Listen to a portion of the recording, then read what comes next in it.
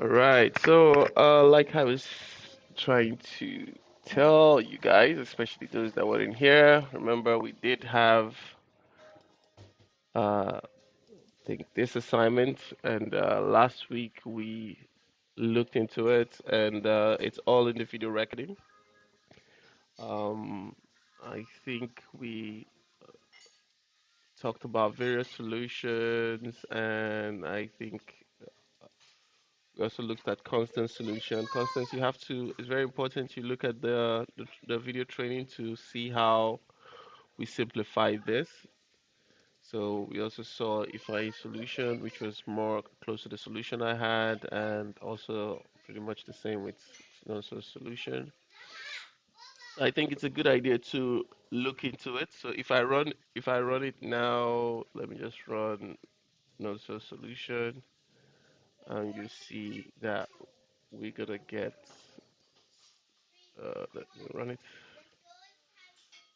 So we'll see that we're gonna get the times table. So 2 times 1 is 2, 2 times 2 is 4, 2 times 3 is 6, like that. So it's good to take a look at the video. This is the solution of the stuff. And when you look at the code we discussed, we explained everything like line by line. So it's a good idea to look into that. I also asked you guys to try to read up on object-oriented programming because that's what we're going to be discussing today. I think I sent you guys a link to that. Um,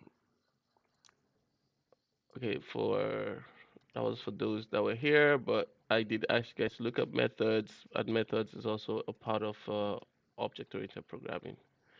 So what we are going to do today is we are going to start discussing object-oriented programming, which is one of the most um, interesting part of programming, but at the same time also very confusing for a lot of people. Um, and a lot of programming languages now implement object-oriented programming, and the question is, what is object-oriented programming? So I would like to make it more interactive and ask you guys if you guys have heard of that term before, and when you hear about it, when you think about it, what comes to your mind? So we're gonna take a round question. So I'm gonna start from Constance. Have you heard the term object-oriented programming before? If yes, what does it what do you think it is? Yeah, I've heard of it before, but I can't really like explain what exactly it means right now. Okay, but if you had to think of the name object-oriented, what just comes into your mind? Objects. Okay, Yeah, like, a pen, pencil. Yeah. okay, good, good. All right, nice. So move to Chinonso. Have you heard the term object-oriented programming before? When you think about it, what comes to your mind? Yeah, I've heard the term before. Um, what comes to my mind is the process of organizing your code in different classes. Okay, good. All right, let's go with Obi now. Have you heard the term before? What comes to mind?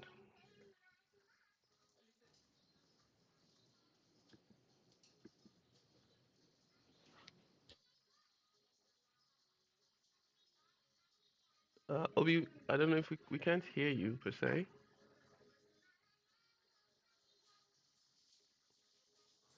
Okay, so I think Obi now has to fix. Oh yeah, I think we're hearing you now.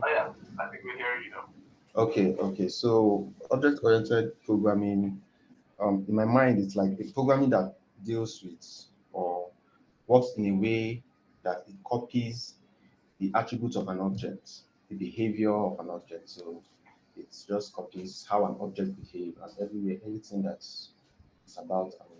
The object could be anything, a house, a person, a car. So the attributes and the features of that person, the characteristics of that person, or the characteristics of that object, and the program is going to copy it or behave in such a way that it can imitate it or something. Oh, that's interesting. Okay, thank you.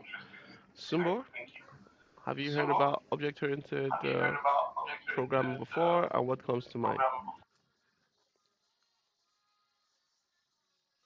No, I haven't heard about. This is the first time I'm hearing. Okay, but if you hear the word object-oriented programming, what comes to your mind? Maybe program that has to do with objects. And what are objects to you? What comes to mind when you think of objects? Uh, um, I really can't go into right now. Okay, cool, cool. All right, Gospel, welcome. Good morning. Yeah, morning. Thank you. Good morning, Good everyone. morning. So I'm asking a question because we're going to dive into object-oriented programming and what it is, and I'm asking the question: have you heard of the term object-oriented programming before? A lot of people call it OOP. So is either you hear OOP or you hear object-oriented programming. Have you heard about that term before? And so yes or whatever, what comes into your mind or what do you know about it?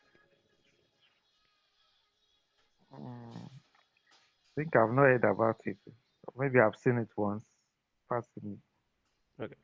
But if you think about the term object-oriented programming, if you just think about it right now, what comes into your mind or what do you think it might be? Mm, I could say maybe it could be referred to like bits of pieces of or components put together to make a to complete something. Interesting. Interesting. Very nice. So, I think all of you have very interesting bits and pieces that actually is correct when you put them together. Um, but to just kick it off, because I do intend to do my best to explain it, because I remember when I was learning about object-oriented program, I did not get it easily because I just felt whoever taught me did not really explain it very well or made it too complicated. So it's gonna be my goal is to try to explain it as simplistic as possible.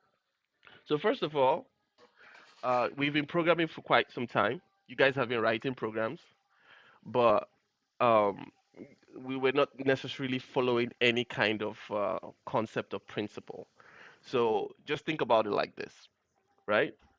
If I asked you to build a house, right?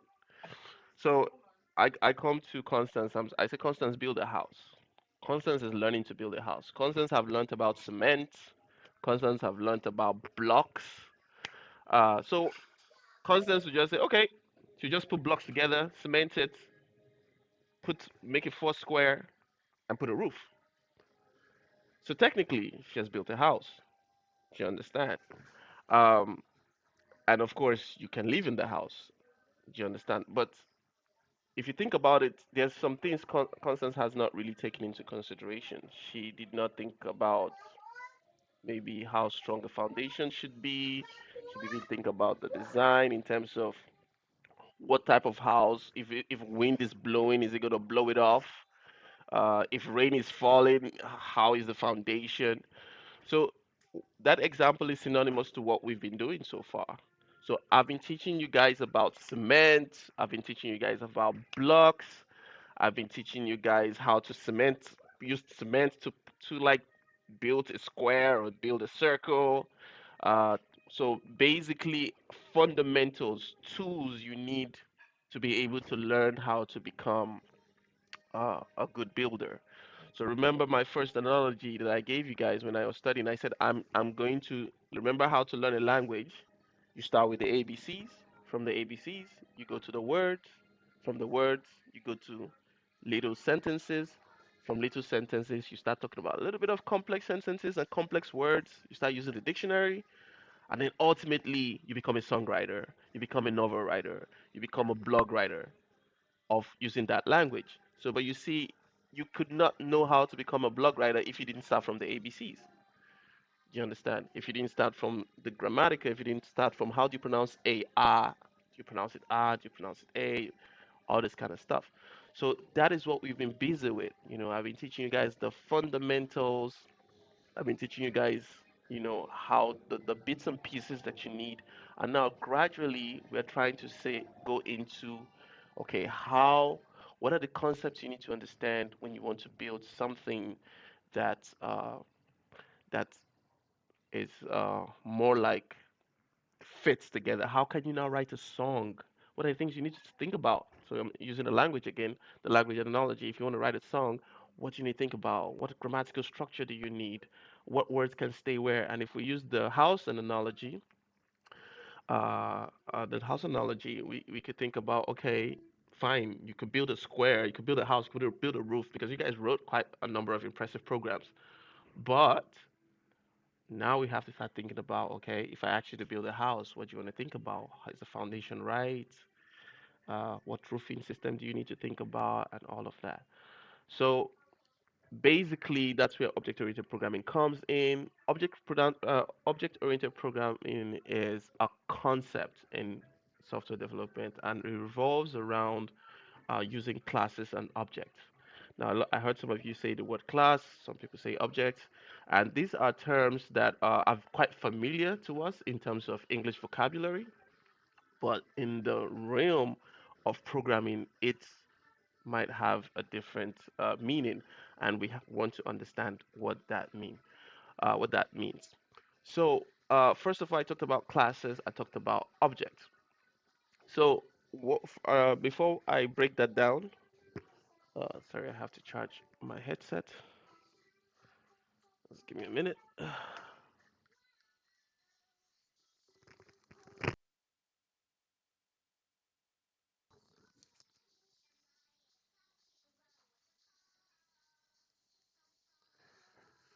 All right. So why is object-oriented programming good? Why is it so popular? Now, object-oriented programming helps us to create efficient and modular and maintainable code.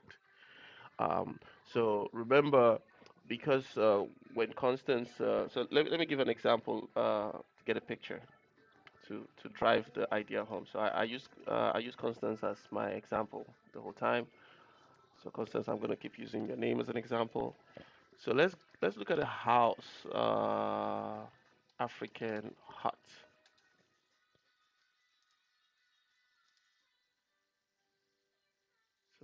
So let me take this one. That's my example. So if you take a look at this hut, right? Um, there's not a lot of thought being put into this. So this is basically my first example. I was saying Constance, we just what we've been learning so far is just how to build a hut. So a lot is not taken into consideration. What if um, let's say I wanted to add a window here? It's going to be a little bit tricky because when I was building or whenever who was building this, they didn't they didn't even think about windows. They didn't even think about maybe this thing could change in the future. They just think, yo, let's build a house. We build a house, and it works because people can live in it. But in terms of uh, uh, future resistance, in terms of um, uh, what could change in the future, those things are not put into consideration. And you can even see sticks around the holding the roof. That means when they were building it, they didn't put into consideration that wind could blow it off. You understand? So this is just your basic way of just writing a program without thinking about certain things. Um, and that is actually sorry, let me get back to my. So that is actually where object-oriented programming try to force you to do. It tries to make you think about your code in a much more modular way. Um, Now, what other thing do I want to mention? So we talked about classes and objects. I'm gonna break that's everything down and as much as possible, right? Now, so we say first of all, we mentioned that in software development, OOP revolves around classes and object, but what are those? I remember I asked Goswell, what is an object? And he gave some interesting thought, and we're going to see that there's also an element of truth in what Goswell answered. We're also going to see there's an element of truth in what you guys all said, because the word object, I think someone said pen, paper, yeah, those are objects. You understand? But how can we put those real life ideas together to understand this programming concept, right? So first of all, let's understand what a class is in OOP. A class is a blueprint or template that defines the property and behavior of an object. Okay, maybe a lot of words, but let's try to break it down. So we do know what the word blueprint is, right? So a typical example of a blueprint is what you're seeing here. So on the right side, I have this blueprint of a car. So just by you looking at this picture, you have an idea of what this car is going to look like.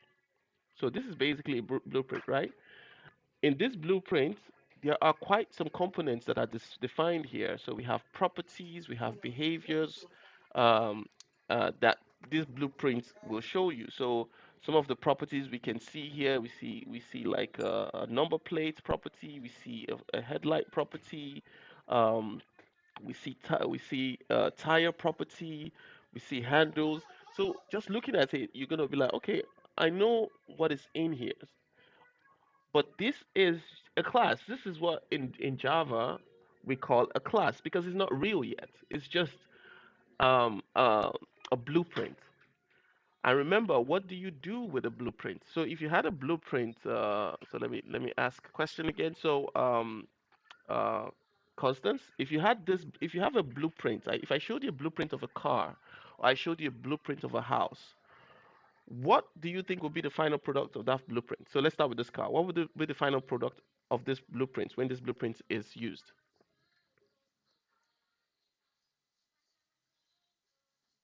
Constance, I was asking Constance. Yeah, it Exactly. would Now, be the that car on actual the car right. on the You right know, the is what we actual call an object. car. So let's try to think about it. So we have classes and objects. So the class is the blueprint, and when you change that class, when you in Java we use the word instantiate.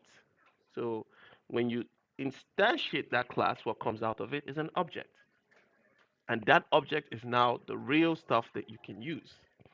Now, I know it might still be fuzzy, like, yo, what is going on? So let's take it on that level first. Now let's go a level deeper, right? Let me look at my other. Uh, so let's go a level deeper. So first of all, we want to understand that Java is an object-oriented programming language. There are a lot of languages that are not object-oriented programming language, but Java was built predominantly to perform as an object-oriented programming language. So if we just type what is Java, let me just, I think that's the easiest I can think about. So let's see.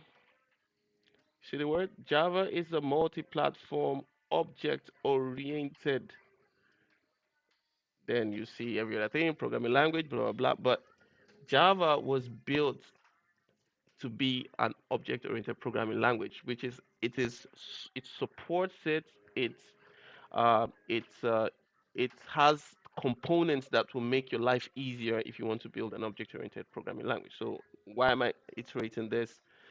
Um, it is important to know that Java is an OOP language and it supports it. We're going to see why. There are other programming languages that are not really um, uh, object-oriented programming language. So let me say, I think one of the ones I have programmed in is called Prolog. Um, so you see, Prolog is, if you look at the definition, it says Prolog is a logic programming language. So there are different kinds of programming languages that use different concepts, or they are built innately to use different concepts. So let's look at Python, for example. Python, what kind of programming language is Python? I'll just say, let's use what kind of programming language is Python. So Let's see. So we see Python is also object oriented. If you try PHP, we see that PHP originally is a scripting language, but it has evolved over the years to also implement object-oriented programming. But originally, it's more of a scripting language. Why am I showing you guys this? I just want you guys to know that there are different programming languages out there, and each of them use a different concept or promote a different concept that helps you design software. And Java is actually one that is identified as an OOP language. So that is out of the way. Now let's start going down into concepts of what an object is. Now, first of all, if you think about it, so let's go back to that house example I was giving you guys. Let me see if I can find it again. Yeah, so this is the that house stuff, right? So if you think about it, this house is just a circle, and if you think about the things you can actually change easily here is probably the door and maybe the roof. The walls in themselves, it's not easy to add or remove or upgrade. You have to start breaking things down to like extend this building. What if you wanted to add a whole new wing? It's just quite a lot more difficult because the idea of change, future change, was not really thought about here. Now, if we compare that to this blueprint of the car, this kind of explains more of object-oriented programming. So you see, this car is not just a complete solid um, um, how would I put it? It's not just a cement of everything together. They're actually quite separate. You see this door, you could pull it out and change it. This tire, you can pull it out. You see this tire has like the wheels have like one, two, three, four, five kind of thing. You can actually pull it out and put one that has six. The red light, maybe this red light here, you could if it breaks down, you could pull it out and put a new one. The tire, the actual tire, you could pull it out and put something else. Um, the windscreen, if it breaks, you could pull it out. So if this car was built as one full cement, it would not be easy for you to just pull out the windscreen if it breaks. For you to pull out the windscreen, you have to break the edges of the car. You have to, just like what we have in the building. Like if we had to add a window here, we have to start breaking things. But with the car, no. If this windscreen breaks, we just pull out only the windscreen and we just put something else there, a new one. So all of these different parts, if you have to think about it in Java, are all objects. And collectively, all of these objects form the car. Do you get what I mean? So this car is not built out of just one class or one object. No, it is built using a collection of objects. There are different objects that form or make it possible for this car to exist. Secondly, it's also when you build this car using this object oriented method, you could easily build different types of car from this same blueprint. And we see a typical example here. So we have this car, this blueprint. From this blueprint, we have a blue car. From this same blueprint, we have a red car. So it's very easy for you to change properties because you built it in an object-oriented way. We could also easily, like if you see back here, there's also a bumper kind of thing or whatever.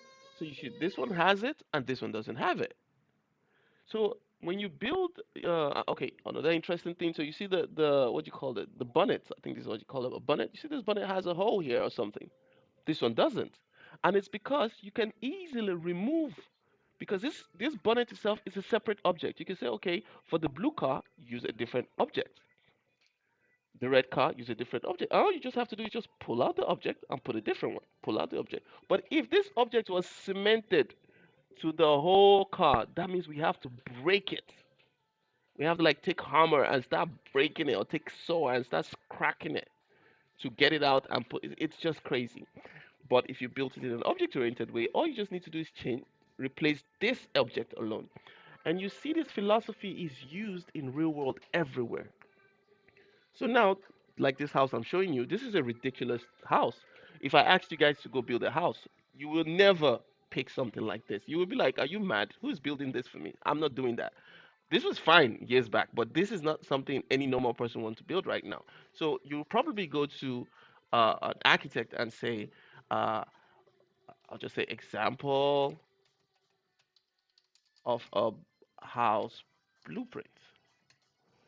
So this is basically what you would be looking at when you want to build a house now.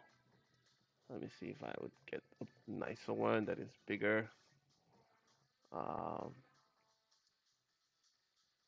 So this is basically what you'll be looking at when you want to build a house because it has more measurements. Um, you could you could easily identify where things are. You could say if they gave you this blueprint, you could say, okay, I don't want this wall. I don't want this wall. Remove it. And then when you're designing this house, like whenever the person that is designing this house, you could just come and say, okay, use this same blueprint to design two houses, but on the first house, make it like this, but on the second house, I don't want this wall. And yeah, you just do that. Um, so the concept of blueprints and modular design is something that we in our modern world we are quite familiar with.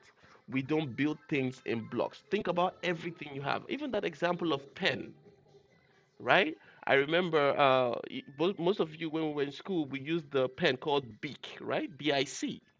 So you see, BIC is not just the whole pen. It comprises of different components. One of the components is the shell itself, which is that transparent stuff. Then you can pull out you can hold the head of BIC. Let me be more. So I'll say BIC pen. I'm using this as an analogy because uh, somebody mentioned BIC as pen as an object. So you see this. This is actually an object-oriented concept because this is not just one pen as a block. No, it comprises of different objects.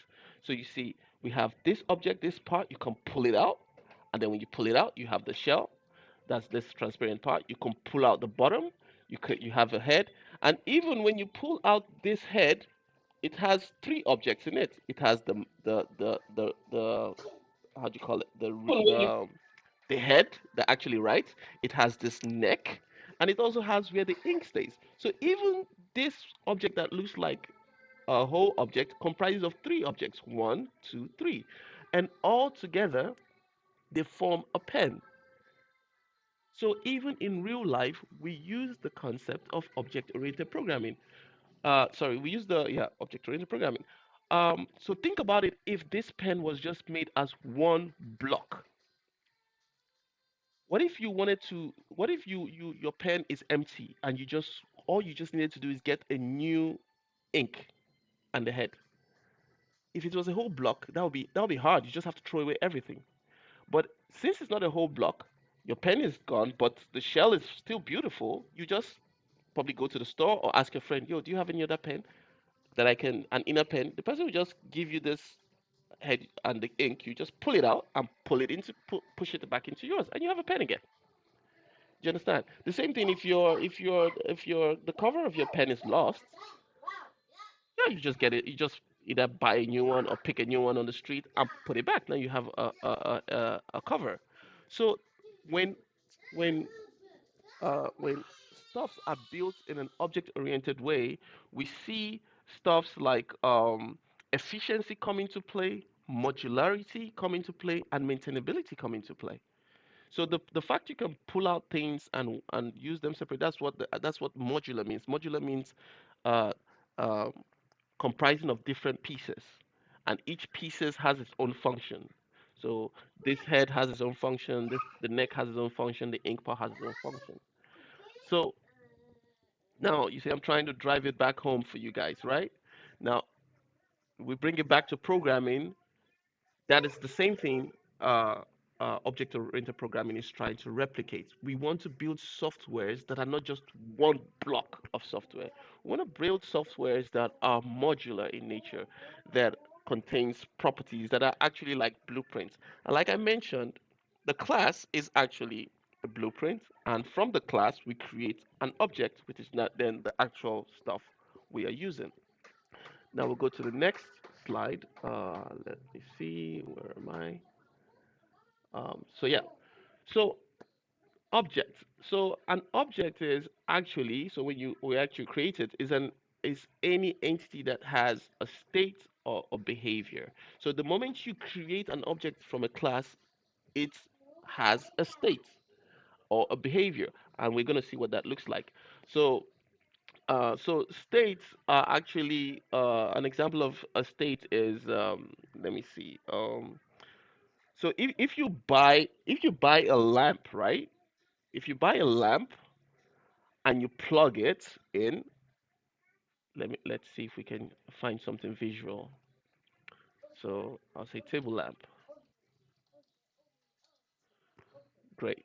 So let's use this because I always feel visual explanation helps a lot. So let's take this. Nah, this has too many. This is too busy. Okay, fine. I like the lamp. It's beautiful. So let's do something more interactive. Uh, so is Sumbo still on the call? Okay, so I'm gonna ask Sumbo now. So Sumbo, take a look at this lamp you see here, right? Yes. So when you plug this lamp, what do you think is its initial state? When you just take the cord and you put it in the electrical socket, what is the state? What do you think happens?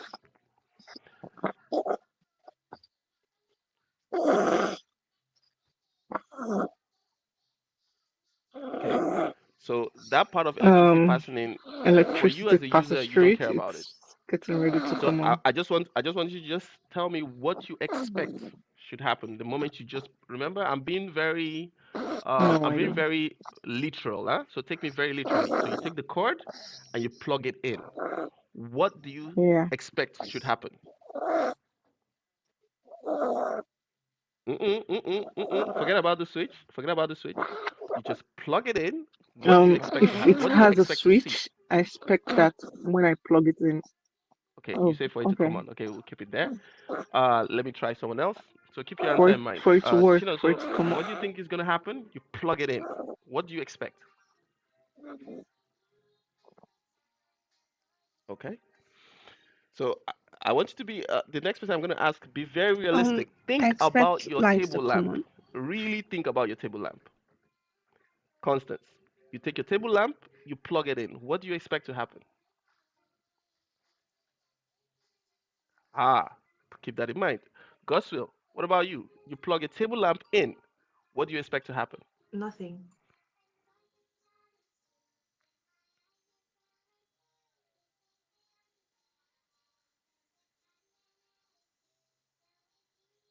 But what is your expectation of your table lamp?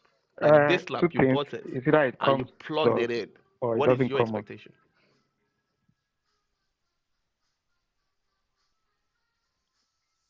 Okay. If I okay. If I what about you? Basically, it's for the lights to come on. So that's my expectation. I wanted to start charging. Good. Keep that in mind. That's a very good one. We're gonna get back to that. We're Nigerians, we don't have Obi, what lights. about you?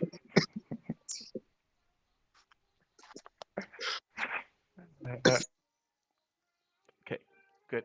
So you all have different My answers, table lamp, and immediately I none of your answers plug it are in, it wrong. comes on. That's how it works. Do you understand? It actually depends on the type of table lamp you actually bought. But I can tell you that 95 of table lamps you buy, when you plug it in, it does not come on. You don't expect it to come on. Most of us don't. Think about it. That's why I'm saying I'm being very literal here. If you buy a table lamp and you plug it in, you don't expect it to come on. You expect yourself to turn on a switch that will turn it on. So a state is When something starts, what is its um, what is its initial situation? So you see, if I give an interesting answer to, there are lamps that when you plug it in, it starts charging. That's a state. That's the initial state. That's the starting point. And then maybe when it starts charging, you can still turn it on.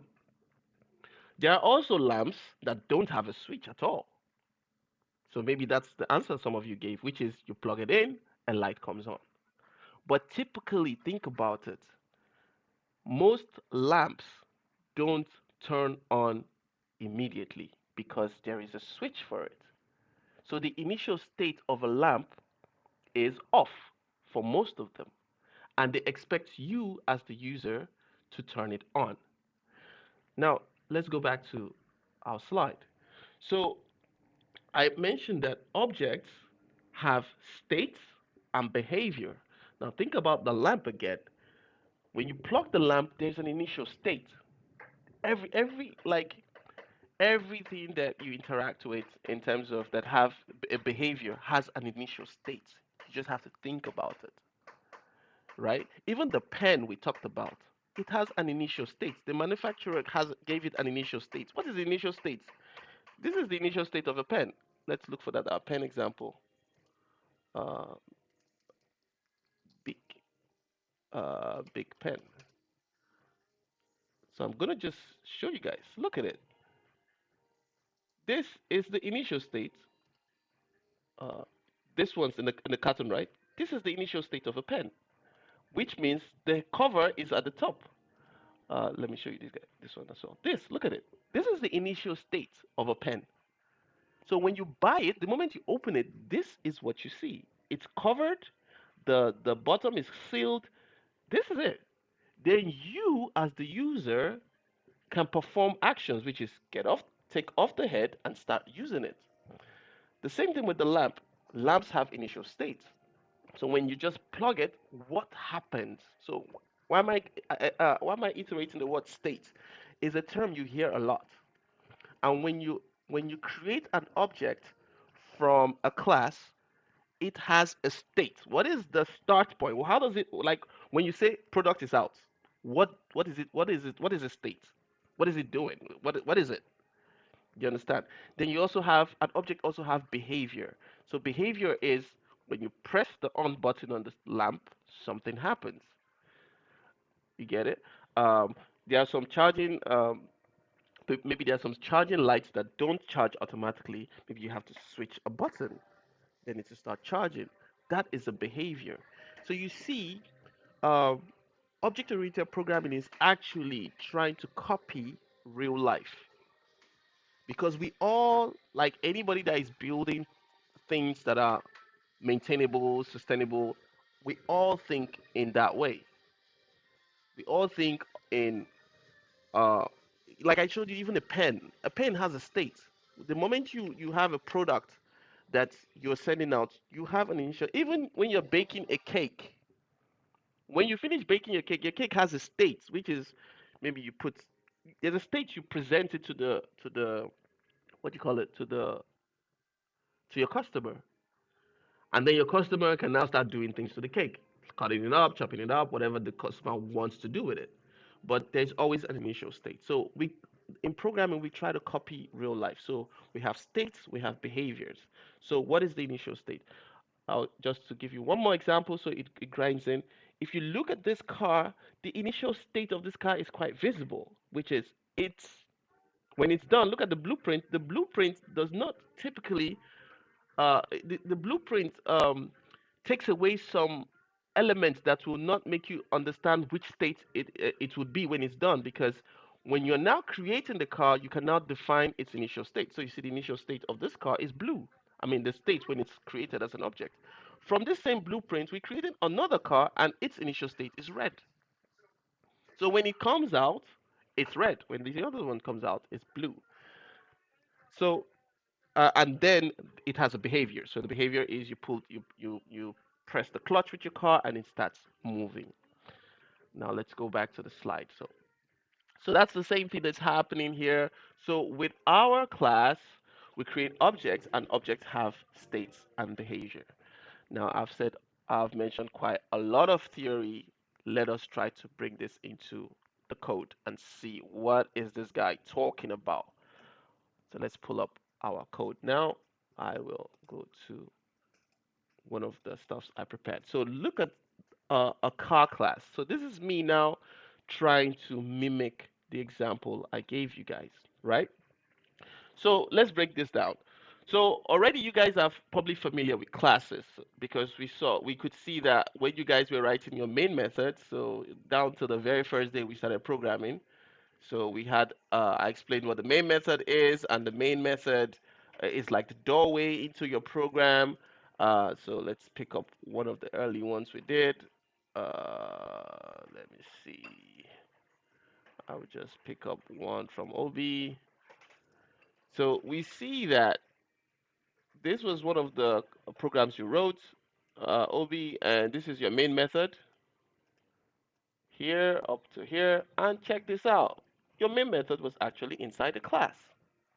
And all of you have been using classes. You cannot actually write a Java program without defining a class first.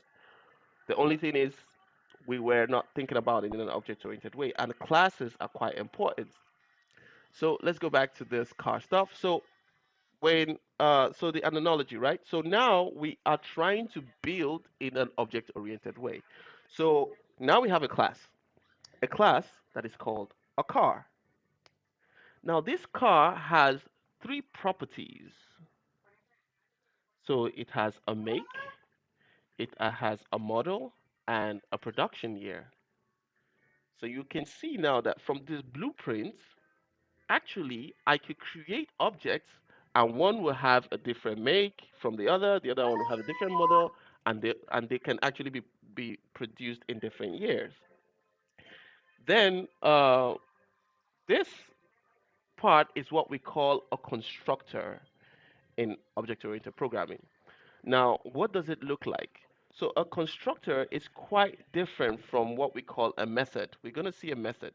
A constructor is typically what you use to define the initial state of the object.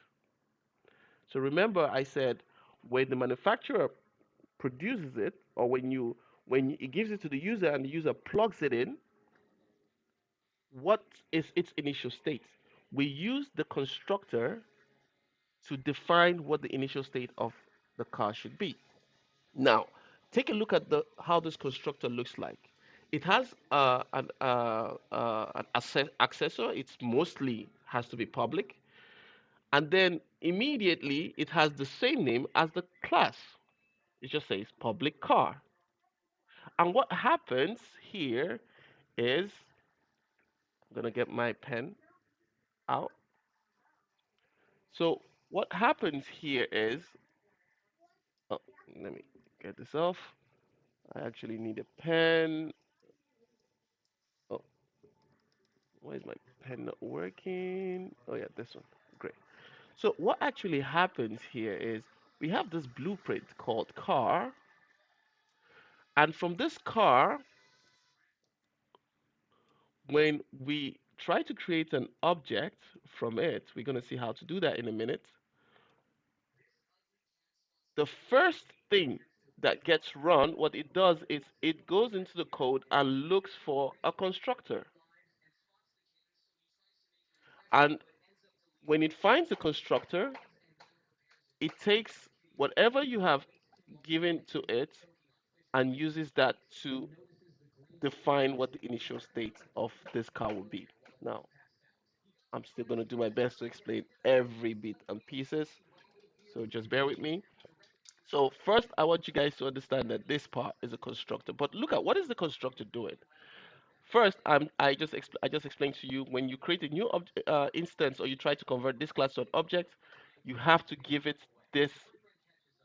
You have to pass down this information, and with this information, it sets the initial state. And take a look at this. When you start or you try to create this object, it says you have to give it a make, you have to give it a model, and you have to give it a year. And when you take these variables, what does it do with those variables? It takes those variables, these are the variables here, and assigns them to what you see up here. So that means when you run this project, when you run this class, or when you create an instance or an object from this class, whatever you pass down here will become the initial state. So if it was Volvo, Volvo will be here. If it was model, it'd be X3 or something, and then the year. That will be the initial state. And then you have something here called, this one is, it has a different syntax.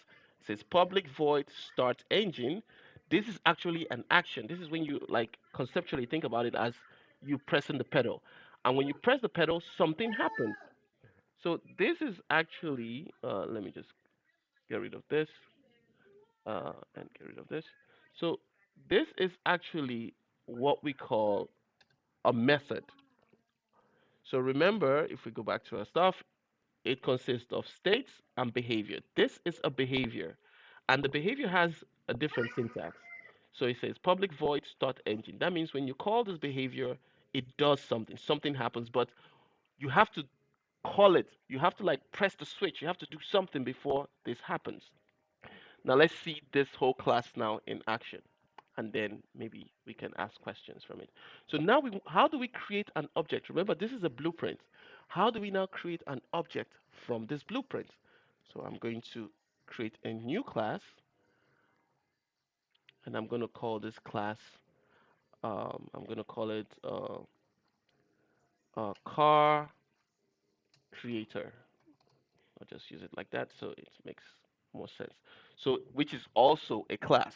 But remember, for us to start our program, we need a method, a main method, sorry. So without our main method, the program will not know what the doorway is in. So we're going to create a main method. So remember that is public static void uh, main, and then it has a property of string ags, and then now we have the gateway into the program, right? Now, this is more like the manufacturer. It is from here now we will start creating objects. And how do you create an object from a class? So remember we have our class here, and now we do what we call initialize. That's how like this blueprint we have here, when we want to move from this blueprint to an actual class, we call that in OOP initializing a class. So we initialize this into a real product, a real object.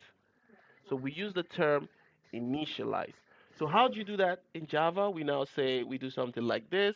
We say car, which is this class we have here, car, and we give it a variable name, car, which is a smaller, you see, because it's case sensitive. And then we use the keyword called new, and then the name of the class. So we'll stop here for a while. Now, this is the object.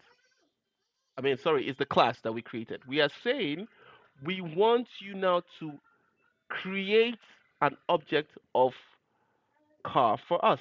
That means use this blueprint we have created here to create an actual object for us. That is this part. Now you see, it's giving us a squiggly line. And the reason it's giving us this squiggly line is it's telling us that, guy, I have looked into this class and I see that you must give me some properties. You must give me a make, you must give me a model, you must give me a year, because with that I can define the initial state of this class. Now take a look at it. Now let's do that. So now that means, so if you go to car, you see the car, if you hover your mouse around it, you see it's expecting a make, and of the make is of type string. So we'll say, okay, what is the make of this car? We can say the make is um, Ferrari. Then we put a comma, and what's the next thing is expecting? So if we look at it, it's expecting a model. I have no idea of anything about cars, so you have to forgive me. It's also of type string. I will say X1. I'm not sure if that's even exists. And then they put a comma again. What else is it expecting? It's also expecting the year. What year was it built? And I think that is of a type of integer because you can see there it's int, or you can go to the class itself and you see it's of type integer. Then when we go back, we can say this was built in 2024. So now we have actually, when this code runs, we now have this variable called car, and this car is now the actual product. It's now this thing, and we're gonna take a look at that. Now, when it now creates itself as we now create an instance of it, or we create an object. So this car now, this variable, when this line gets run, we now have an object called car. Now, from this object, we can now call the behavior, whatever behavior we have in here. And you see, we have a behavior called start engine. So now, how do you call a behavior in OOP? You use the name of that object and you put a dot. And you see, if we put a dot, you see, it already sees that there is a start engine there. So we call it. We're gonna just call it, and that is how you invoke a behavior of the car. Now let's put a breakpoint and try to follow through how this whole object is created. So we're going to run this as in debug mode, and now we see we're in this breakpoint. So what is it doing? So now I'm gonna step in. I'm gonna use this button to go into the class. So you see now it's at this place trying to create the object. So if I go in, you see it has gone into the car class, and it has. If you hover your mouse here, you see it saw that when we're initializing it here, I gave it Ferrari X1 to 2024, and you see that is what it got here. So all of this is initialized to that. And then when we step into, you see it now starts assigning those parameters to the states. Look at these are the properties of the car. So you see it has given it Ferrari. If I go into the next, it has given it the model is now X1, and then the next one is 2024.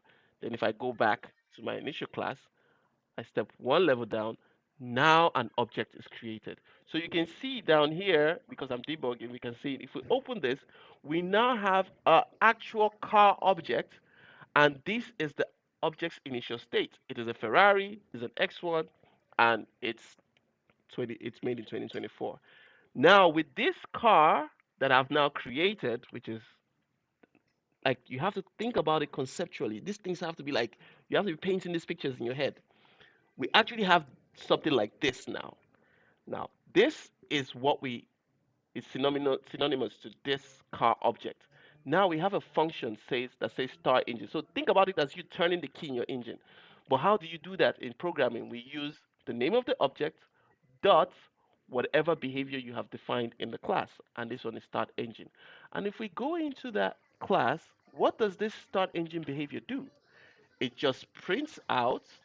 So we know this whole stuff, this system dot print, we have been using it. It prints out it looks at the make. Remember, when you were initializing it, you define the make. It puts the model together, and it says engine is starting.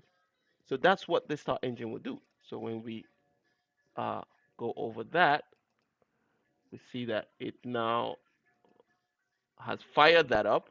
So if we go to the console, you see Ferrari X1's engine is starting. So that's I'm just gonna play this. So that's all this program is doing. So let me reiterate. When you create a class, how do you change a class to an object? You have to do what we call initializing the object. The initializing is typically using the blueprint to actually create a class. And how do you do that? You use the new keyword. You define the name of the class, and you say is equal to new car, or the name of the class, and then if it's expecting any parameters, you have to put those parameters, and once this is run, you now have a new object. That your new object is in here. Now check this out. I can also use this same car to create this car class to create another car. Car. I'll call this car two, and I'll do the same thing. New car, but this time it's a different kind of car. This is a Volvo. I don't know anything about cars anyway, so I'll call this a Z1, and this one was built in 2021. So you see, from this same car class, I have created two objects that have different states. So let's call the start engine again, car dot. Sorry, because I have to use the name of the variable here, so it has to be car2 dot start engine. Now let's run this program, and now you see that I have two cars. One is a Ferrari, and I started the engine of the Ferrari, and the other one is a Volvo, and I started the engine of the Volvo. So from one class, I have created two different objects that probably are different. We could even go ahead and add color to it. So just to mimic what we have here. So we go up here and we add a property again, say private. I'm going to explain what all of this is. We say private string, and we say we want color to be added. So we come back here and we can put the color in any position we want. Um, so I rather put it here, color, sorry, string as the type first. We want to tell the type first, string, and then color. So here as well, we have to say when the person passes the color, we want you to take whatever the person passes and assign it up here. So how do we do that? We're gonna say this dot.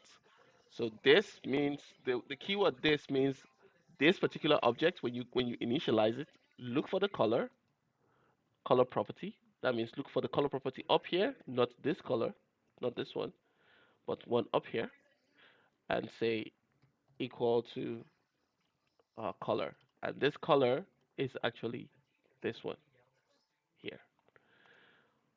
So now we can now assign color.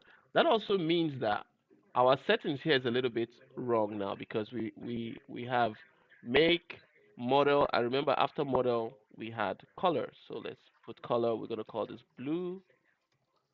We're gonna put a comma, and then we're gonna call this red. We're gonna put a comma.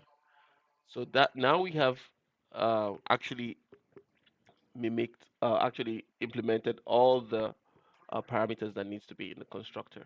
So if we run this now, we'll see now that okay, it does the same thing because we did not specify in the start engine that the color needs to be mentioned. But we can also go there and do that. We say the make a model.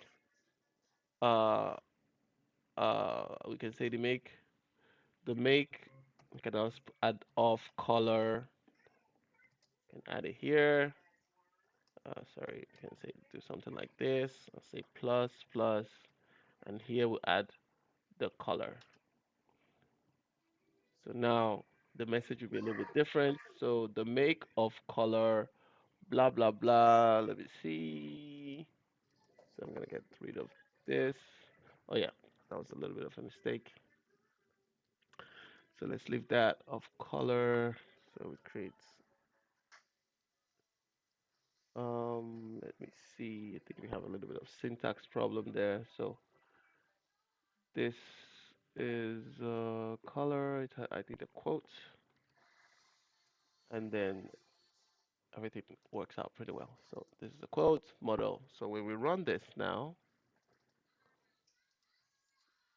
because we mentioned the color, so you see we have the Ferrari of color blue because that's what we initialized it to be, see? And the Volvo of color red is starting. So from one class, we have created two objects. And the two objects, they have the same behavior, They have the same. There's a behavior in there called start engine, but when you start the engine, they do two different things. One tells you that it's red.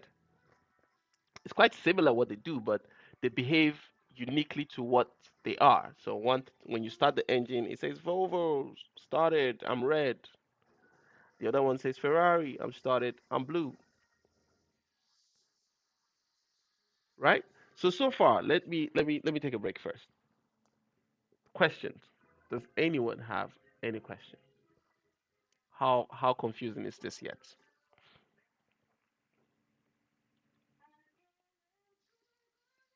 Or is there anything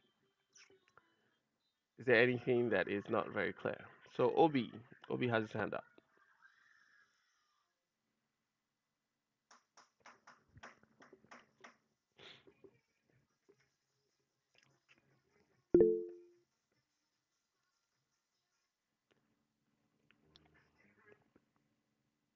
Okay. Okay. So I realized that there are two sections has titled car and the other one is titled car creator. What is in the car? What is in the car Good. creator? Good Are you question. Very, calling very good question. So so and then creating a class so in let me the try car? to reiterate what I think Obi is Is that how asking. it works? You have to So do Obi it is in two asking like, okay, I places. do have an object car. Why do I have a car creator again? Like, why is that there, right? Am I, okay. So now you, you have to think about it like this. The car creator is not necessary. I could actually just take all this my main method. Yeah, I can yeah, actually just pack all this my main method here, cut it off, save it, go to the car class, come under here, and just put it here. So let me go back. Look, because of IntelliJ, this ID is very smart. Do you see any play button here? Do you see any of that button we used to start it? We don't, right? It's not here. And that's because IntelliJ knows that this is just a class. There is no gate, there's no door. Remember, our door is the main method. So it already knows there is no door. You can't run this class from no, here no. because I have to look for a main, and from the main I run it. So I can just put that main here, and immediately I put it, you see, the play appears. And this is because IntelliJ is smart. IntelliJ is like, oh, now I find the door. And when you run it from here, it actually does the same thing. So I'm just going to run it. It works. It does the same thing. But the reason why you don't want to typically do it this way is your software is going to comprise of many classes. Remember, this car has multitude of objects. We have a tire class, we have a headlight class, we have a window class, we have a door class, we have a steering class. There are just so many classes. Now you cannot put main method on all the classes because your program can only have one main method, which is the entrance to your program. So it's always a good idea to separate your main method and put it in a separate class where you can be like, okay, from this class, I can now start using my software. I can start now putting it together. I can now start instantiating it, right? Now, let me just also add one more thing to come close to what we have here. So this car has wheels. Remember, I told you everything is an object in this diagram. There is nothing that is cemented to this. Okay, there's some things, but typically most things in this car are not cemented to the car. They are something you can lose. The wheel is a typical example. My tire got punctured. You just lose it and switch it. You don't have to break the car like let's break the wheel. No, you just lose it. So in programming, how do we do that? We create another class. So let me create another class to show you to try to drive the message home. So now we're going to create a class called wheels. Oh no, it's one, right? We're going to create a class called wheel. And what are the states we think we can define in this wheel? Let's think about it together. What are different properties that we want the whoever when we manufacture it, what are the different properties we want to be able to the user to be able, not the user but the manufacturer that is moving from this drawing to the actual product, what are things we wanted to be able to define that will be different from one car and, and different to the other car and blah blah. So think about it. This particular wheel, what could we make possible for the manufacturer to change or make unique when creating? Now remember, with the car, what we did there that was changeable was they could define the make, you could define the model, you can tell the year, you can tell the color. Now, we want to create a wheel object. What do you think we want to set that will define initial state that will be different from car to car in terms of wheels? So we're gonna start. I'm gonna ask the question around. So I don't know if somebody's still here. So everybody will try to give us one. So are you still in the call? Okay. So look at this car object. I mean this car wheel, right? What is one property you think, okay, I think this would be something I would like that when you create one, it could be different in the other one, it could be different in the other one. And we want Yes, I'm when you're here. Yeah. initializing the class, you can set it and it will form the initial state. Can you give me something that you think? A name, a property, color. All right. So let's go to our class. So we have will. So we're going to define a property. Let's say private string color. Great. Let's And go the to Chino. color. So Chino, so what can you give me here that we feel like okay, for one car we're going to be different. We can optimize. We can change it. You said what? Awesome. Awesome.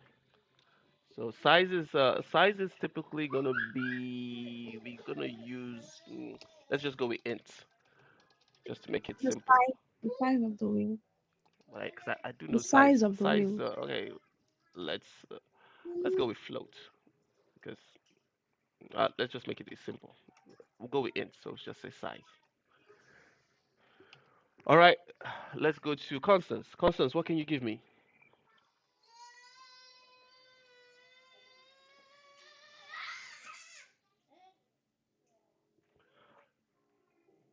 Okay. So we'll say metal type, right? Let's use that word, metal type. So private string. Uh, no, let's make it more Probably descriptive. the We say type of wheel metal, like maybe a metal gold type. metal and Great, the great, great. tire thread. Um, if I,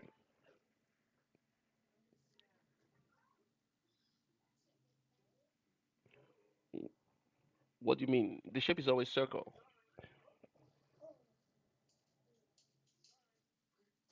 Okay, give it a name. Try to give it a name so that we can figure out. Okay. Let's say the So design when you mean design, you of the mean like shape. number of I know in bicycle we See call the that spoke, design. so we can Some just will borrow it. look different than So you from mean like others. number of spoke? You can define number of spoke. Like this one has one, two, three, four, five. Uh, Okay, so we say realm type. Aha, that's a good one. So let's try realm type. So we say mm, yeah, private yeah. string Like like realm. the How do rim you might even be spell that? different from the rims I don't even are know how you like spell just that. different. Realm. Is it realm or I don't know. Rim. Realm type. Yeah. Those that know much about cars, let me know if I spelled it wrong. All right. Who else do we have? I think we've had everyone. Oh, Goswill. Goswill. Goswill, can you find something for us on the wheel? Yes, I can hear you.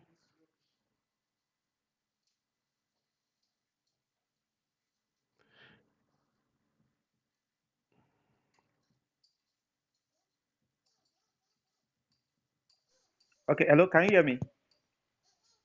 Okay, so My network was going off maybe and we'll on. call that I don't know. wheel But talking about the wheel, I number don't know of if somebody wheel touched it. spoke That because I don't really know what that those things are. So those we'll just metal say parts that look private. like branches. We have Uh, one, two, three, of four, course, five. when we're talking about We can number, it's change going to that maybe be to integer, six right? So or say four. int Can add or reduce it. number of wheel spoke. Great. So just Okay. think about it. Just think about it conceptually. When you create a new object of this class, you see that visually or in your mind you will just see the type of wheel it is. So let's give it a shot. So what is the next thing I have to build? Remember, what is the when you're creating a new object, what is the first place the the the code goes to initialize that object? I don't know if you remember the term I used. If you remember, please raise up your hand. If I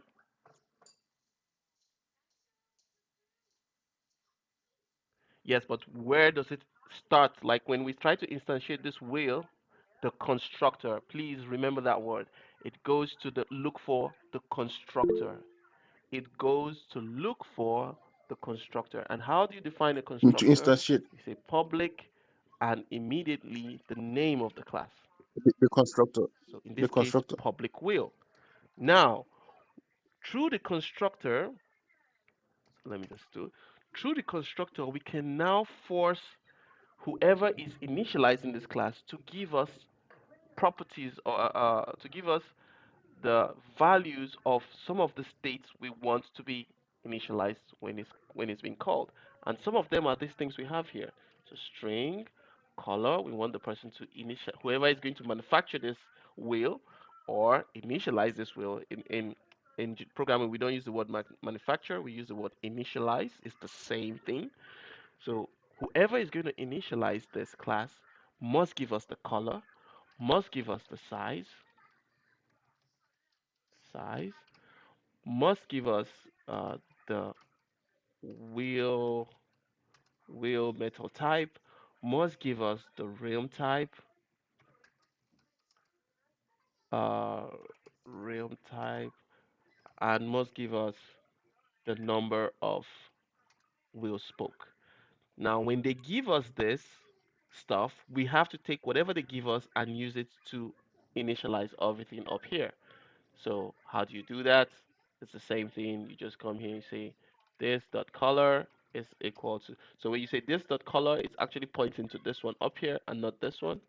So you say I want you to take the value that's coming here. So say color here.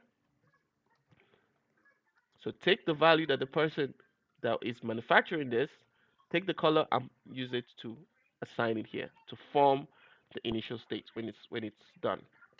So we'll do that with the rest. Size is equal to size.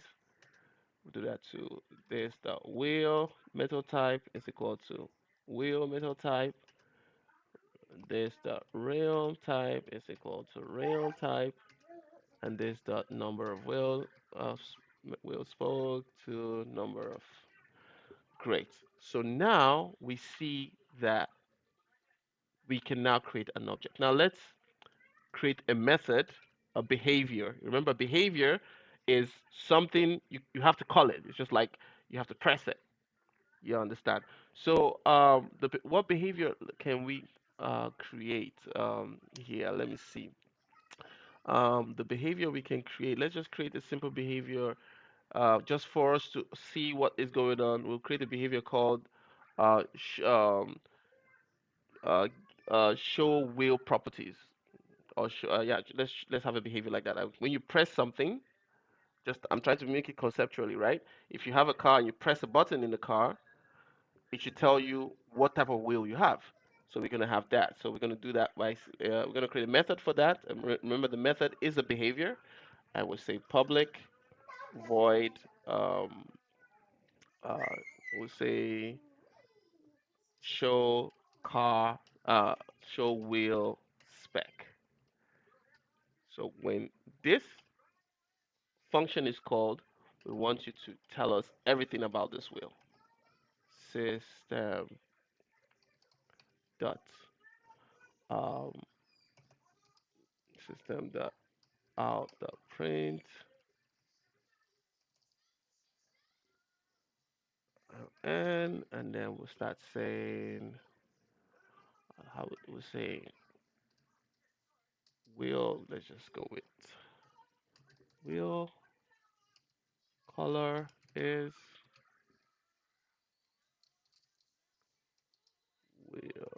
color D. Let's say wheel size, and then we print the size. Then we say wheel metal type,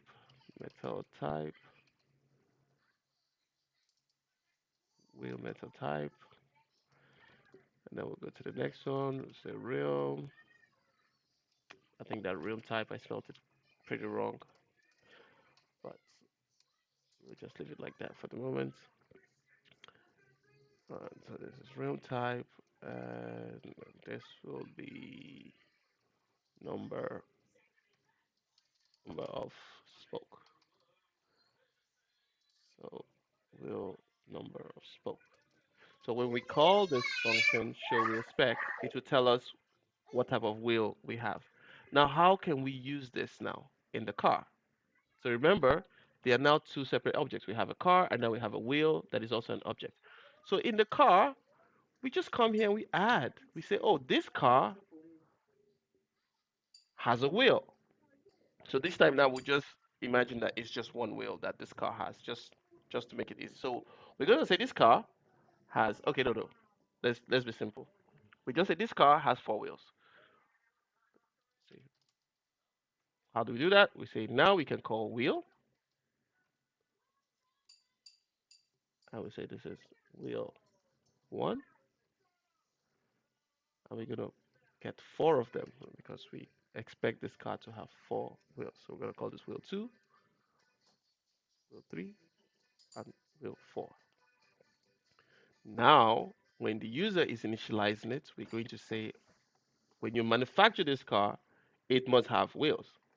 So we go, remember this wheel now that we're seeing here is because we have created a class called wheel. If this class was not existing, let me just comment out this class now. If I save this, you see, it gives me an error. It's like, yo, I can't find the object, I can't find the class called wheel. I don't know what it is. But because we created it, we can now use it in our car class here, right? So now, when creating a new instance, now we can say, give me wheel one. So I'm gonna copy paste a couple of times. Copy, paste, paste, paste. So one to wheel two, wheel three, and wheel four. And then we can now initialize this dot wheel one is equal to wheel one, and then we initialize that like four times. And we go to two, three, four, four, three, two, and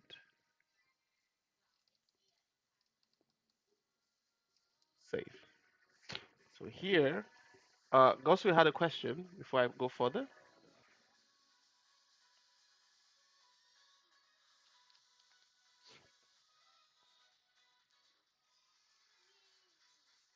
Yes. Yeah. Okay. So the word private is called this keyword. You Okay, put it I in the when noticed you're when you creating a were class, putting you use that most the of the properties time. of the object, you are using And the this word private. word is actually what you call an access Uh, modifier. so why that? What this does is when you make it private, we have public, we have different types of it. But when you make it private, it means that whoever is calling this class cannot access this property directly. The only thing that can access this property directly is this class itself. You see, we, while inside this class, we could access the make. You can access this make method, or we can access this wheel. But from outside this class, from here, we cannot access it because it's private to that class. But everything that is public, so let's go back to the public. Everything that is public, you see, this is public. The constructor is public. We can access it. So this start engine is public, and that's why you see I could say when I go to the car creator, you see I could say car.start engine. Now, We're going to see how this looks like. We're going to play around with it, but that is called access modifier. When it's private, it means from outside the class, you cannot see it, you cannot access it. When it's public, it means from outside the class, you can access it. So let's fix this whole thing, and then we're going to play around with that to see how it works. So now you see that we have added wheels here. So Gosri, I'm saying we're going to look at that in, just take that answer for now, and we're going to see it in action. So remember now we have added 4 wheels, right? Now, what we have to do now is remember a wheel is an object in itself. So that means from this point, we also have to create a new instance of the object. The manufacturer has to now create the wheel. Remember, the class is the blueprint of the wheel. Now we have to create an actual wheel. And that actual wheel that we create is what we'll now give to the car. Get it? So we cannot just take this drawing now. Take for example, we've designed this car. You now take this drawing, you now tear this paper, and you put it here. That doesn't make sense. We actually have to use the blueprint of this tire, create an actual wheel, and that's what we put in this car. So that's what we have to do here as well. So we have to actually create a wheel, a wheel object. So we're gonna call this wheel one, and we use the new keyword, remember, and then remember all this property. We say new wheel. Now remember all this property we actually wanted to define. So if you look at it, we had color. This one's color is black, and what else? Uh, if you look at the next one was size. So we'll just say this one is 10. I don't know, just leave it at 10. What's the next thing? The next one was, let's put a mouse here. The next one was wheel metal type. So we'll call this alloy. Alloy. I don't even know if that's how you spell it. Does it even have a, I don't know. I know there's something called alloy. Or let's call it gold. Someone mentioned gold. So that's the metal type. So what next? And then we have realm type. I can't remember what the wheel type was again. Wheel type. Well, what did we want to wheel type? So let's just use the word crazy wheel, if that's a type, I don't know. And then what else? The last one was number of wheel spikes. So we're gonna say this one has 5. Right? It's not. It's actually not a string. It's it's actually. So you see, now we have created an object. We've actually created a real tire. I remember we need 4 of it. So we're gonna create 4 types. So we're gonna call this 2, 3, 4. So we now have actually created 4 objects. Now these 4 real wheels now we can now use in our car. So we're gonna go here now and we're gonna say W1, W, W2, W3, W4. And the same thing, we could use the same wheels also for this Volvo. Or we could create new ones if we want. But let's just for simplicity say we are going to use the same tire for both cars. And now let's see. So now when we run this, this is gonna work, but we have something here. Let's quickly line. So what's going on here? So this is saying so yeah. So the size is not actually a string, but an integer. So I have to get rid of the quotes. That was my mistake. Great. So now we have 4 wheels. Now remember the wheels also have the wheel also has action that is called show wheel spec. So let's see. Maybe when we let's say maybe when you start the engine, it should show you what this wheel specs also is or what they are. So we could do that easily by also printing it out. So let's give that a try. So say system. So remember, when you initialize this car, we are forced to give it the wheel object here. And now we can access those objects here by saying we can now print it out system the print ln. They'll just say because we want to call that function inside the wheels, right? So we're gonna say wheel spec um, uh, for tire or for wheel one. So now do something like this, and then I'll put a plus. Oh, sorry, put a plus here.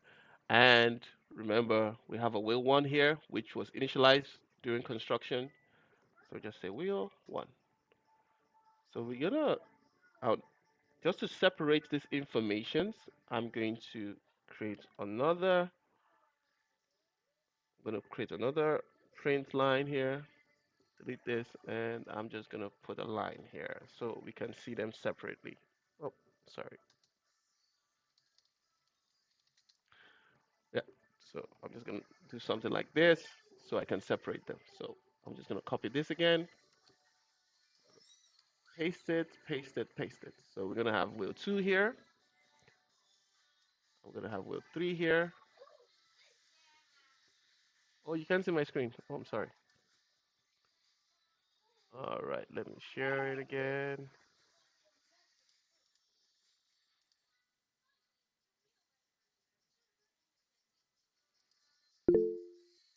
Right. So what I did was See your screen I anymore. duplicated, I created a line so we could see them separately, and then I'm now saying this is just a string, wheel one, wheel two, wheel three, but I'm also calling the variables here. And remember, this wheel one, wheel two, wheel three is coming from up here. This are the private methods. And remember, these private methods get their value when we're initializing them. So the whoever is manufacturing this car has to give us the object of these wheels, and these wheels, when we get them, we take the value and we put it up here. We use it to initialize wheel one, wheel two, wheel three, wheel four. And now down here, we are saying when you start the engine, tell us which car it is and tell us the information of the wheel. But remember, this wheel one has the function inside it, which if I put a dot now, you see it says show wheel spec. So I'm gonna call out this function. Uh, let's see, wheel spec. Uh, okay, so there's a problem with this. The problem with this is that this is telling me that, oh, this particular function. If I go there now, I'm gonna go. Okay, so if we go to the wheel car, this is actually a void. So it doesn't really return anything. It just does something, which is its print. So I cannot use it this way. So how do I have to use it? I just have to get it all out of the system. So it's kind of saying I want to do system.print inside system.print. So we have a system.print. When you go to the wheel car, it's doing another system.print. So it's saying, bro, we cannot do that. So the best way to do it is to just not put this inside a system.print and just call it directly, because inside this wheel spec, so if I go in there, uh, oh, my F12 is not working. So if I go in there, it has its own system.print. So this is how we want to call it. So let me go back to the car. So we're gonna get rid of, so we're gonna put a line and we're gonna get rid of, we're gonna get rid of all of this. So no system.print. We're just gonna call the method inside. Let me just make my life easier. Just gonna copy this, paste it here. So this will be two. I'm gonna do the same here. So this will be three, and I'll do the same here, and this will be four. So when we start the engine, so let me just make it more presentable. So I'm gonna say system dot out dot print uh, displaying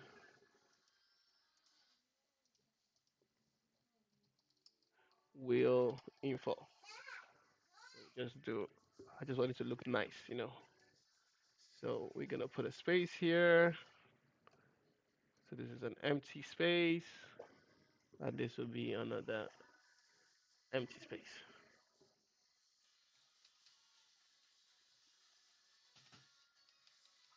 Yeah. So what we are saying now is if the user starts the engine, it will tell us the name of the car. It will create a space under this stuff. It will now say display wheel info to create a space, and it will now go in here and get the wheel object that we have passed and call the function inside the wheel object and also create a space on all of them. So now you see what we did here. We first created four actual wheel objects. We took those wheel objects and we put them in the car when we initialize it. Now, if we run it, check this out. So let's go from the top. First, we see this is a Ferrari, and it says displaying wheel info, and it tells us what the wheel info is. This is a black wheel, the size is 10, is a type of gold, is a crazy wheel, and it has 5 spokes. But you even know that a car can have different kind of wheels. Someone can go crazy and be like, I want different wheels. So this is gonna be red, this is gonna be pink, and one could be alloy instead of gold, and one could be okay. Let me just go crazy. I'll say wood. That is very unlikely. And some maybe this one has 5, and one has 6. Sorry, one has 6, and one has 3. So this is a Ferrari car that has different type of wheels, which is absolutely possible if you want it. The wheels are not unanimous. Some are red, some are pink, some are black, and we did the same with the Volvo. So if we run this now, we see that if we go all the way up, we have a Ferrari car, and we display the information of the wheels, and these are the wheel colors. So this is wheel one's color is black, the other one is red. Now this one is pink, and this is uh, uh, black again. And then we went to the Volvo, and the Volvo started its engine, and it displayed wheel information, and it also had a similar stuff. So you can see that this is gradually showing us the power of object-oriented programming, which means we can create loose objects and use that loose object to build our main object. And even this wheel could have a behavior. Some wheels could be like shining lights while they're driving. Where are you going to do that? If a wheel is going to be shining light, you go into the wheel object and create a property, create a behavior for that. So that way, from one blueprint, we can have multiple we can create multiple objects of will that behave in different way, that have different properties, that look even somewhat different. The main stuff is going to be the same, which is the around, but you have elements in them that we could be like, okay, during manufacturing, you can make this 5, you can make this red, you can to make it unique to each other, and then we can take that will and inject it into the car class to really simulate what we have here. So that is how a lot of softwares are built. They are built from different objects and they're all brought together to be used by the main object. Do we have any questions?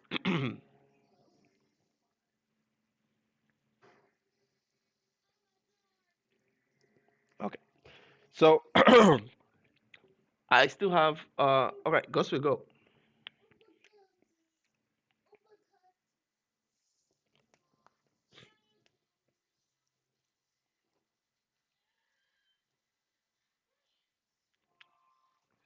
Yep.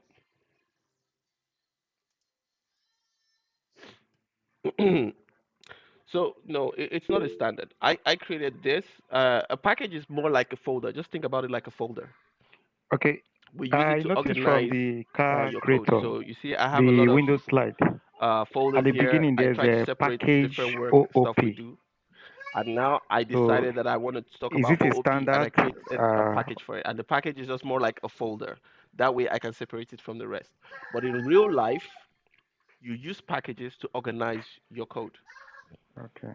just like you organize your file system. You have in your file system, you have a folder called pictures, you have a folder called this, you have a folder called that, just for you to organize your work. But right now, yeah, it's just what I'm doing.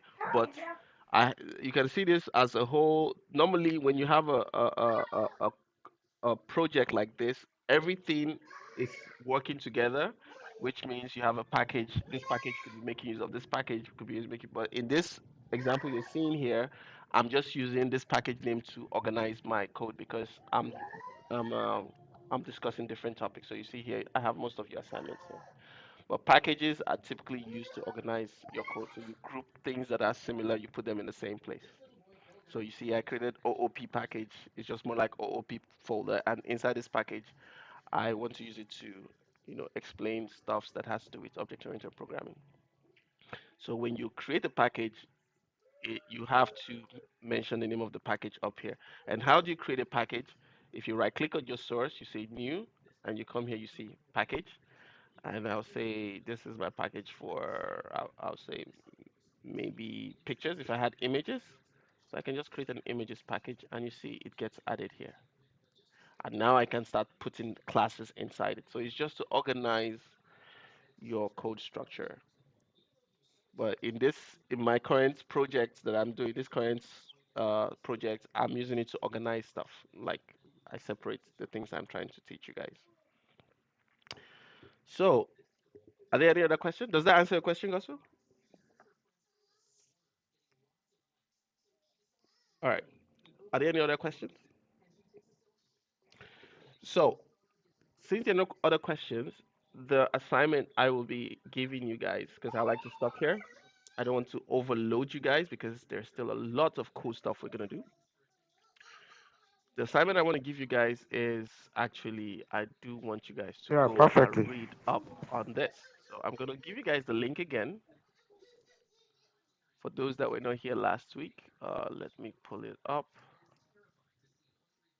Um, because object-oriented programming is actually very powerful stuff, and it's used almost in all popular programming languages. So I'm gonna paste it in the chat. That's your assignment. And if we take a look at where it's going to take you to, so you see what they try to do here is they try to break it down in three parts. Just try to read it up. You're going to see a lot of the stuff I talked about. You're going to see some examples. Please find time to, try it out. I am going to explain it maybe quite differently because my goal is to break it down for you guys to understand. It doesn't make sense if you just consume theory and you cannot map it to real life. So I'm going to, of course, be using examples that hopefully will drive the message home, but still, I think it's good for you to to read, prepare it, to read it. You see stuff like we talked about, like constructors. You see, we have a constructor here. Read up on it because we're going to go deep into it. We also see access modifier. Remember, Gospel was asking what is private, what is public. So you can also read it up here. What are access modifier? What are the different types of access modifiers that Java supports? Um, uh, and a lot more, a lot more. So please just read it up. That's the only assignment I'm going to give you guys. Um, and when, of course, you might not understand everything at the same time, but it's very beautiful that if you read it up, if you don't understand something, you can ask me. But I am going to go step by step to try to um, explain this concept so that I can then give you guys an assignment and you guys can now use the concept we have designed to create stuff.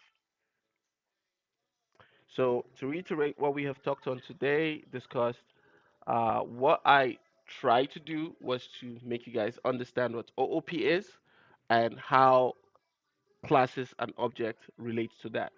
What are classes? Classes are blueprints. What are objects? You actually create the actual stuff from the class.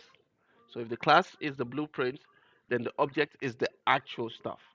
So like we have the blueprint of the car, the object is actually the real car. And every object has an initial state, just like we use the lamp situation.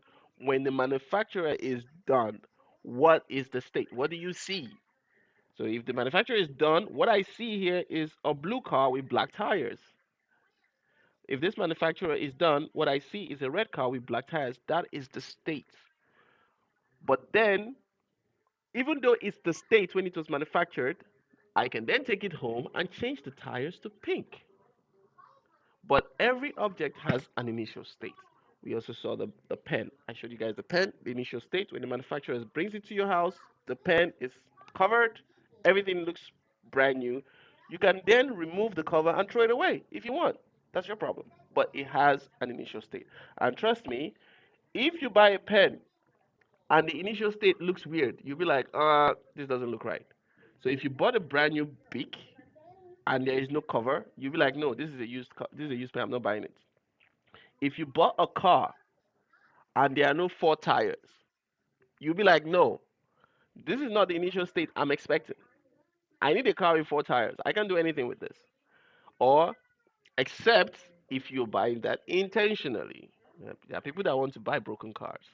But the point I'm trying to make is there is an initial state to every object. And we also copy that idea in programming. The moment you create an object, there is it, you either give it an initial state or it takes a default initial state. And next week we're going to look into default initial states just in case a user doesn't give it any initial state through the constructor. Remember we're passing initial states of this car through the constructor. It's also possible not to have any of this thing passed. Then we also discuss what would then be the initial state of the car. So thank you guys, and I wish you guys a lovely weekend. I know I gave a lot of theory. Uh, there is even more theory to come, but I'm going to try my best to, you know, uh, tag it to real life so that you guys can, understand it. Because I think if you can grasp the idea of what object-oriented programming is trying to copy, it's just copying real life. Then when you're designing softwares, you will be able to see ways you can use it. All right. I have one more question. Does anyone have any questions? If you have any question, please raise your hand. Okay. So since there are no questions, I wish you guys a lovely weekend. Have a good day. All right. Okay. Bye.